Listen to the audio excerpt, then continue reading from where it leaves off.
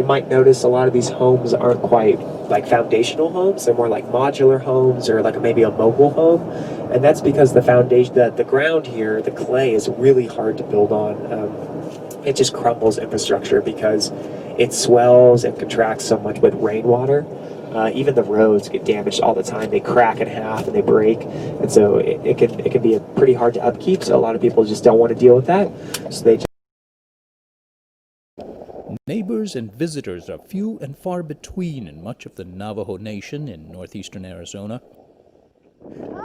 So Grace White was especially happy to get a recent visit from Melissa Parrish, who works for the Navajo Electric Utility.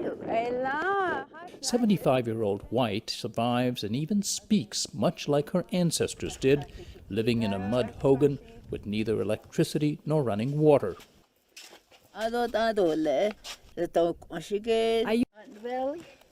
For more than 60 years, she and her family have tried to get connected to the electrical grid.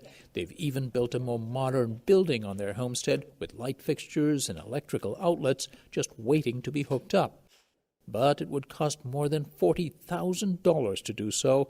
That's money she does not have. This thing doesn't work. 1/3 of the homes in Navajo Nation, about 18,000 of them, have no access to grid electricity. Now wires swing out to the country.